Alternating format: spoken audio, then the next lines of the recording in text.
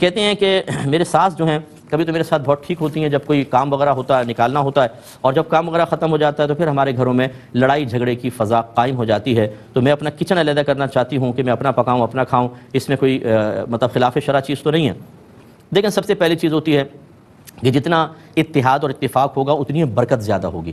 لیکن یہ فقہاء نے واضح طور پر لکھا ہے کہ اگر ایک جوائنٹ فیملی ہے اور اس میں رہنے والے یہ سمجھتے ہیں کہ ہم آپس میں صحیح کمپرومائز نہیں کر سکتے، منافقت کوٹ کوٹ کے بھری ہوئی ہے کہ ویسے مسکرا کر باتیں چل رہی ہیں لیکن دل ہی دل میں بغض بھرا ہوا ہے، ایک دوسرے کی ٹانگیں کھینچی جا رہی ہیں، شکایتیں لگائی جا رہی ہیں، کوشش یہ ہے کہ فلاں اس سے بدزن ہو جائے، وہ چاہتا ہے فلاں اس سے بدزن ہو جائے۔ جب اس قسم کی صورتحال ہو، دل دور ہو جائے، ایک دوسرے سے فیڈ اپ ہو چکے ہوں، تو پھر اس طرح رسمی طور پہ ساتھ رہنا یہ ہر روز گناہوں کا انبار لگا دے گا اور آپ کا نام اعمال سیاہ ہوتا رہے گا۔ ایسی صورت میں پیار محبت سے شوہر کو راضی کریں، شوہر کو ساری صورتحال بتائیں، وہ اپنی والدہ سے بھی ڈسکس کریں کیونکہ ماں کا بھی ان پر حق ہے اور آپ کا بھی حق ہے۔ ایسا نہیں کہ بیوی کی محبت میں ماں کی دل آزاری ہو یا ماں کی وفاداری نبھانے میں بیوی پہ ظلم کے مرتکب ہو جائیں، شوہر کی دونوں صورتوں میں آخرت میں پکڑ ہے۔ اس لیے بڑے اچھے انداز سے فیصلہ کر کے حتی الامکان وہ والدہ کو بھی راضی کر کے پھر اگر کچن علیحدہ کرتے ہیں، تھوڑا سا فاصلہ پیدا کرتے ہیں، اس طرح کی قطع رحمی نہ ہو لیکن تھوڑا فاصلہ تاکہ پیار محبت بڑھے، اس میں کوئی حرج نہیں ہے۔ یہ محبت بڑھانے کی حکمتوں میں شمار ہوگا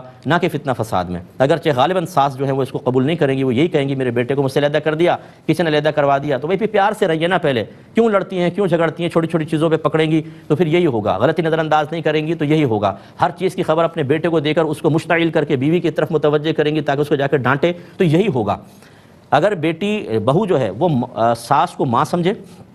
اور ساس اپنی بہو کو اپنی بیٹی کی مثل سمجھے، کبھی بھی گڑبڑ نہیں ہو سکتی۔ آپ دیکھیں کہ جو بہو ساس کی شکایتیں کر رہی ہوتی ہے، یہ غور کرے تو اس کی اپنی ماں کے اندر بعض اوقات یہ چیزیں ہوتی ہیں اور وہ بھابھی کے ساتھ یہ معاملہ کر رہی ہوتی ہے، لیکن چونکہ ماں ہے کوئی بات نہیں، وہاں ماں ٹھیک ہے بھابھی خراب ہے۔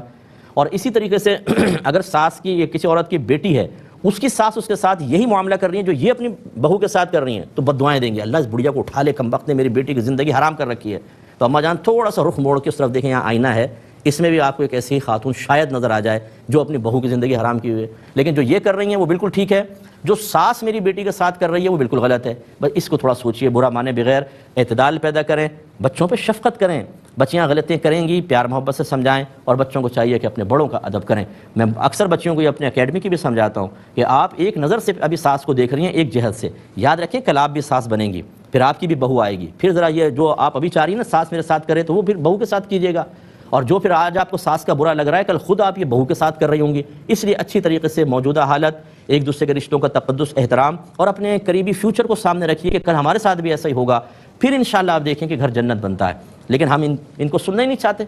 بس لگے ہوئے ہیں ایک دوسرے سے فائٹ کر رہے ہیں، کریں پھر فائٹ، ساری زندگی بے سکون رہیں گے، دنیا میں بھی بے سکون اور مرنے کے بعد بھی بے سکونی، کیونکہ آپ ظلم کر چکے ہوں گے، زیادتی کر چکے ہوں گے، دل آزاریاں کر چکے ہوں گے، آپ نے غیبتیں کی ہوں گی، آپ نے چغلیاں کی ہوں گی، آپ نے ٹانگیں کھینچی ہوں گی، آپ نے دلوں میں نفرت اور جدائی کے وائرس، کرونا خطرناک نہیں جتنا یہ عورتوں کی طرف سے یہ والے وائرس انجیکٹ کرنا خطرناک ہوتا ہے کہ دل دور ہو جاتے ہیں اور رشتے ختم ہو جاتے ہیں۔